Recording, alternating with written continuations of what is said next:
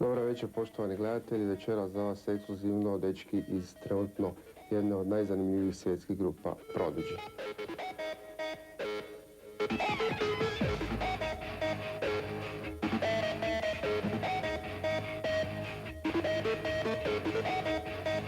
Energy in the show is very important, you know.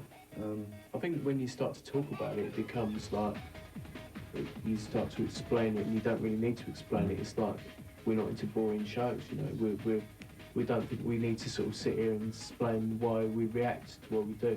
I mean, you know, it's like if I was to punch you in the face and you started to cry or you started to go, ah, that hurt, I wouldn't say to you, why did you do that? You know, it's your natural reaction. And our natural reaction to play music loud on stage is to let off to the music, you know. It's like a natural reaction that's caused by what the music does, really. And like, so that's really all that really needs to be said. It's like, I think, you know, what do you reckon? Yeah, totally.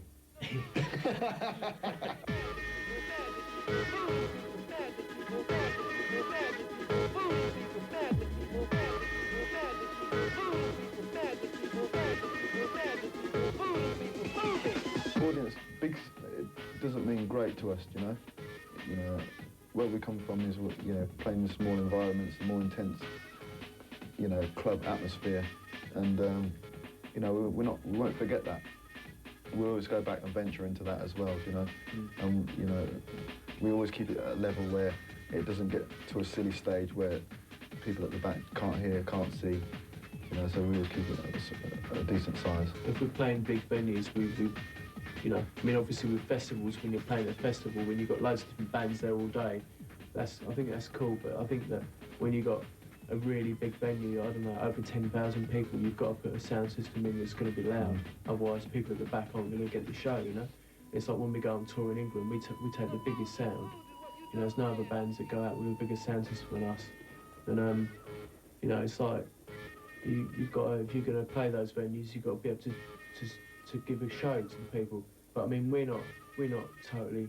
I mean, me personally, I'm into venues that are around 4,000 or 5,000 people. That's cool. That's a good size because you can get the energy across, keep it real, and it's not like it doesn't lose it as you go near the back. You know, it's all pretty much the same good energy.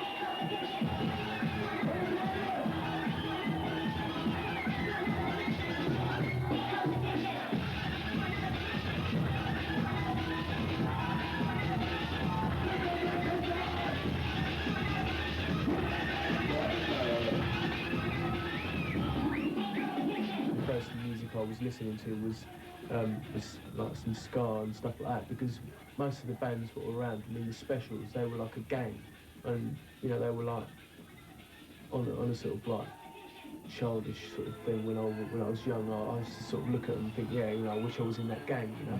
And it was like their music was tough and they looked tough on stage, and so I kind of wanted to be like them, you know.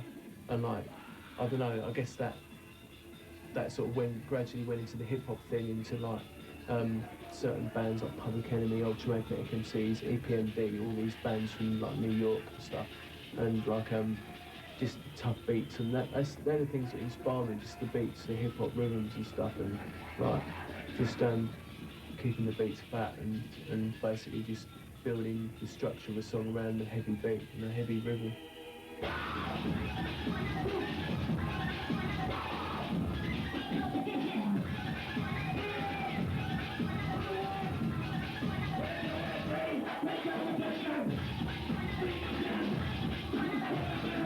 The English rave scene was around in like, it started in sort of 87, and then it led on to like the acid house scene. Acid house scene. That's when everybody's. I mean, I remember the rave scene when it begun, you know, and that's when I was into it, you know, when it kicked into the acid scene, because I wasn't really a drug head, do you know what I mean? So I didn't really dabble into that, so I came out of it, you know. It became a bit too acidy for me. And then in 1989, I became a drug head. And I got into it again. And like, just basically got into the whole vibe of like, going out and just having it. He was having with it your large. mates. Like, just like every weekend, you know, you were like really looking forward to going out on a Friday night and getting a good vibe off some of the music that was being played. And eventually I was DJing first of all for his hip hop band, doing scratching and basically like DJ techniques and stuff, and then I bought some equipment, and then I thought, I can make this music, you know, I'm gonna try and make some of this music. So I bought some equipment and just started knocking some beats up and stuff, and then the next thing was I had a demo tape finished, and I met Keith, and then basically just gave him the tape, and then we met Maxim and decided to put the whole thing on stage and see how that would go, and it went good. Yeah. Maxim, you were actually a reggae MC before Prod. Yeah. How was I was doing loads of different things, you know. I wasn't, you know, yeah, I was in the reggae. I was, you know, I mean, that's my background. That is the reggae scene, you know. That's where I come from. I mean, if it wasn't for the reggae scene, I wouldn't be here now, because that's where I learned to MC, and that's where I got my vibes of being on a mic. So, but you know, I tried everything. Do you know what I mean? I went to punk gigs. I went to psychobilly gigs. You know, I was into ska when I was younger. You know, and hip hop, rare groove, and I've been in, you name the scene, man. I've been in it. Do you know what I mean? At some stage, you know. But yeah, reggae scene was my foundation, and yeah, I mean, when you know, I always wanted to do MC in a group and do my own music and whatever, and you know, I just want to be heard basically. And when I hooked up with these guys, I mean, it was a blessing in disguise, really. Do you know what I mean? Because it was a little bit of anticipation what was going to happen, you know. And I got on stage, you know, the first ever show, and I thought, oh, what's going to happen? And I just started chatting lyrics and just like, you know, and I realised that everybody in the crowd, I was probably the straightest person there. Yeah, I was, you know, I've been drinking and smoking all day, do you know what I mean, and whatever, you know. But yeah, everybody else was off their head, and I realised that wasn't the vibe. But you know, there was a good vibe there, and the party spirit of togetherness, you know, it was totally different. I never experienced it, you know. So I was in a totally different scene. I moved over to that scene, and you know, I discovered something new. And not only did I discover the atmosphere, but I also discovered Liam's music, what it did something to me. And, you know, it's just progressed, and, you know, it's something I'm addicted to, so to speak.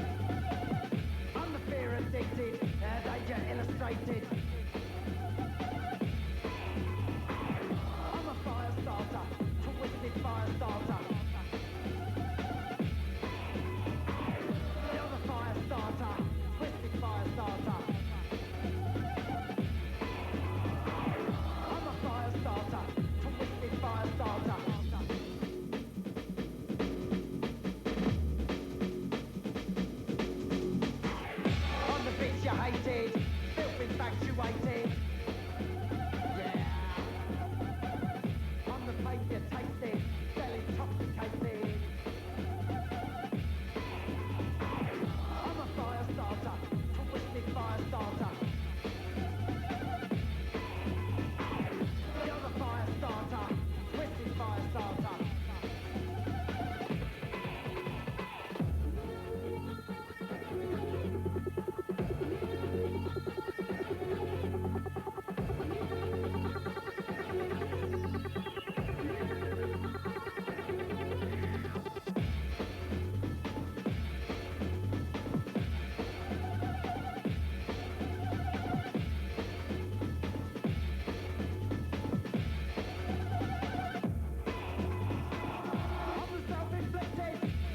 Detonator. Yeah. I'm the one infected, twisted animator. I'm a fire starter, twisted fire starter. You're the fire starter, twisted fire starter. I'm a fire starter, twisted fire starter.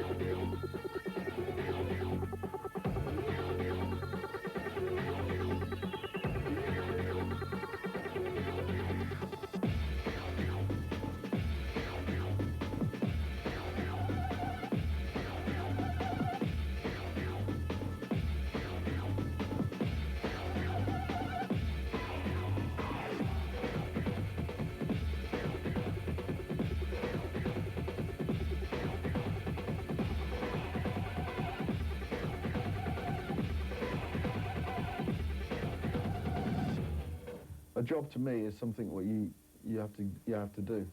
You know, it's a task what someone sets you to do and you don't really want to do it. Yeah. But I enjoy this. I mean, I love this. The reason why, in the first, you know, in 1988, why I left Peterborough and left work and everything is because I didn't want to follow that path of what everybody else was doing, just blasé, just going through life, blinkered and going to work 9 to 5 and not having a life. I wanted to get out of that, you know. And I'm into something now which I enjoy. And I don't want to lose it, you know. Well, Liam, Prodigy actually means your songwriting. Could you tell us something about the way you're doing it? It's a very hard thing to explain, really, because it's something that happens, like, spontaneous and naturally for me, really. It's something that I don't sit down with, like, an idea of a song and then think, yeah, I'm going to do that, and I'm going to go in the studio, and then it all happens. It's all in the studio at that particular time. I go in there, start messing around, you know, just start messing around with maybe some drums or some loops on the sampler and stuff, and just get it rocking, you know, and just basically try and keep it sounding really sort of kind of funky and hard, you know, because a lot of people, when they use electronic instruments, they get into the trap. I mean, some people like it, but a lot of people get into the trap of they think it's got to be mechanical because it's written on a computer. A lot of people think, yeah, it's got. They can't put the funk into it. I think one of the cleverest things is to kind of, when you're writing on electronic instruments, is to get a groove, some kind of groove in your song, you know. And so, like, you know, that's what I try and do. I try and put the funk back into the computer. You know, but keep it tough, not like disco, more like just the swing of the groove, and just keep it solid and hard, you know. And I guess that comes from sort of like late 80s hip hop, inspired by bands like Public Enemy, stuff like that, and just you know, just keep it like good attitude, good strong attitude all the way through the songs, you know. I mean, some people say that my music they're not songs, but I mean, I heard last week. I heard a band in Slovenia covered Brie, like a heavy metal band did a version of Brie. They played it on guitars and drums, so that was quite interesting to hear someone else do my song, you know. But I mean, you know, every song is different, but really it's the same idea behind every song. It's kind of like maximum impact every time, you know. Well, your latest album, The Fate of the Land, really rocks every listener. Some critics even call you the greatest rock band in the world. What can you say on that? Yeah. When people They get excited. They get excited, and it sells magazines, doesn't it? So, you know, what journalist comes out with the best quote? It's like today what we might be, next year we won't be, you know. So it's like every band that comes out. I don't know. The last thing I heard is I heard The Birth with the greatest rock band, you know. So I mean, you know, it's, you know what. I'm sick to death of press. I'm sick to death of like people thinking they can tell, you know, people who aren't really in the culture, thinking they can try and influence people that are in the culture. Yeah. They think they know more. Just because they've got a pen and a typewriter, they think they're powerful. But the trouble is, a lot of people do listen to them, you know. And all I'm saying to people out there is like, listen to where it comes from, listen to the actual music and what the band is saying, rather than to listen to other people. I mean, it's for people to make their own mind up. Do you know what I mean? If you read magazines and people say Prodigy are this, blah blah blah blah blah, and you read that and you believe that, then you know what's going through your mind. It's for you to go and check it out for yourself and make your own, you know, your own decision and come to your own. Here's an example. The Melody Maker, which is a well-known English music magazine, reviewed the album. The guy disrespected the album. He said it was crap, you know, which is fair enough. That's his own. He's got his own point of view. But I later found out that he spent 10 minutes flicking through the tracks. That's the way he reviewed it. He spent 10 minutes. He had 10 minutes to quickly review the Prodigy album. You know, so he flicked through each track, obviously listening to like about a minute of each track, and like assess the whole album on one listen, which is something you can't do. See, the thing with my music is like, it will grow on you. I mean, obviously if you're into the band, you might like it straight away, but a lot of what I do comes back. They're not throwaway songs, you know. And some bands write music that's just totally obvious on the first listen. You know, you'll listen to it and you'll understand it the first listen, and by the next 5 listens, you know the song inside out and you're bored of it right away. But a lot of what I try and do is kind of stuff that would grow on you as you listen to it more, kind of like, you know, that might hang around for a bit longer. You know, you might sort of forget about it and then hear it somewhere, and then you think, oh yeah, that's a track I did listen to on a Prodigy album, and you go back to it. So I mean, there's a lot more longevity, I think, in what we do, because also we don't lock things down with all the time with lyrics, you know. I see it. The only analogy I can put it in is a lot of groups are just like a simple mint where you suck, and Liam's music is more like a mint with different flavours and different layers. And the more you suck, the more you get into, you know, more different flavours, and you listen to his music, and there's different things in there you hear every time you hear it. Every time you listen to it, you pick out different little things that I can't remember hearing that noise in there before. You know, and that's a good thing about his music. You know, it's got different layers. You know, it's not just one layer, and you hear everything in one go.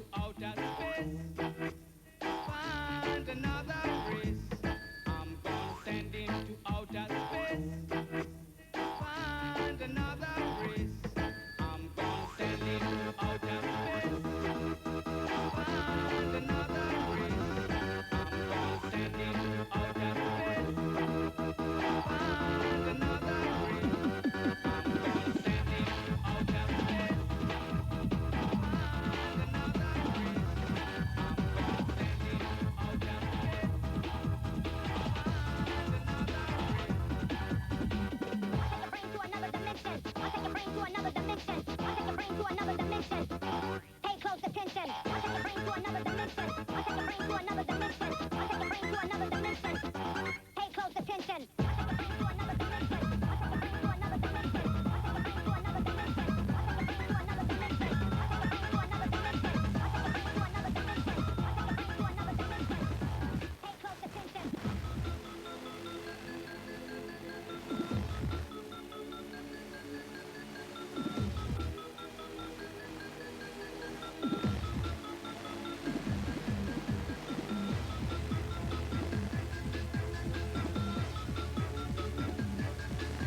to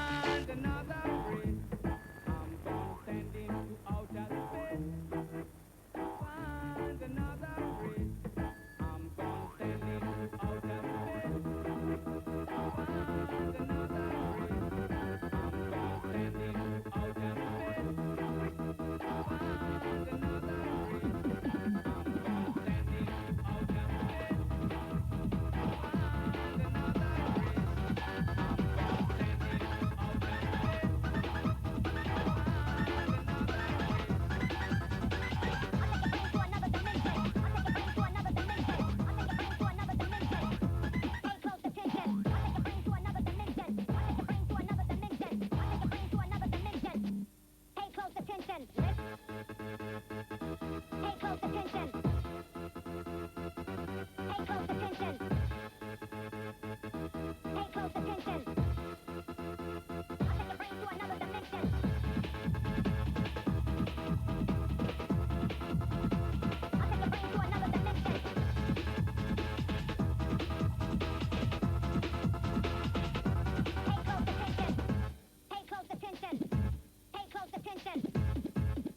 Let's talk about MTV Europe Music Awards. They were dominated by your 3 awards. That one for video seems to me to be very important for you. Video? Yeah. Yeah, I mean, to be honest, like, winning the award for video, the guy that was there, the director, Walter Stern, who did all the videos, he really is the guy that deserves the award.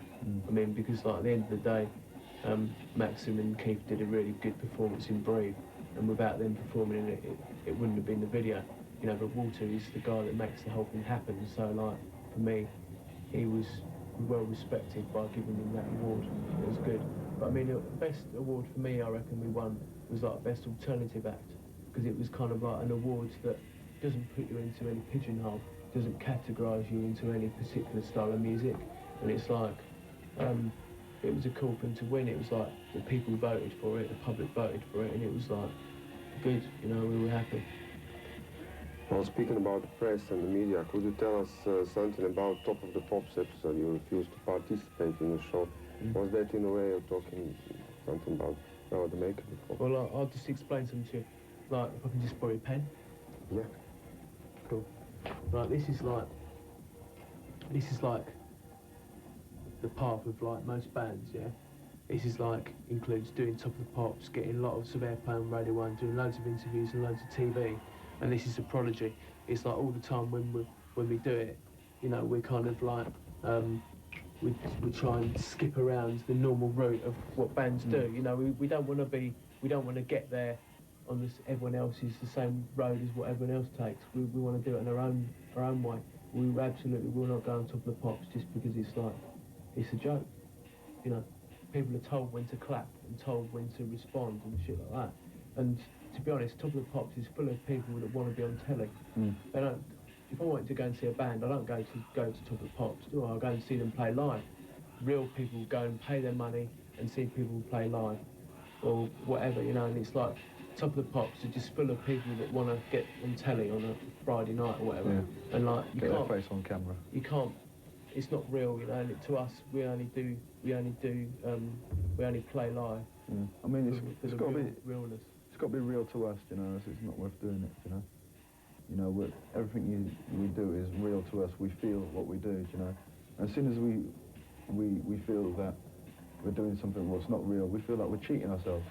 You know, if someone you know, if someone rang me up and said, you know, would you do an interview for Smash Hits? You know, and the other guys didn't know, and I said, yeah, I'll do it, I'll do it. Well, I can't even say that I'll do it because I couldn't do it. Do you know what I mean? It's not in me. Do you know, and I'll be cheating myself. I'd feel dirty. I'd feel like a whore. Do you know what I mean? And I'll be letting the other guys down as well. Do you know what I mean? We do things what represent us, and we feel, you know, interviews what are appropriate to us. You know, what are sensible questions. You know, and as far as TV state, you know, doing Top of the Pops and things like that, you know, we can see through things like that. Top of the Pops, at the end of the day, is a tool for bands to try and sell more records. And like, we don't need them. We don't need Top of the Pops to sell records. You know, we've been #1 in 24 different countries. Top of the Pops, we've never been on there.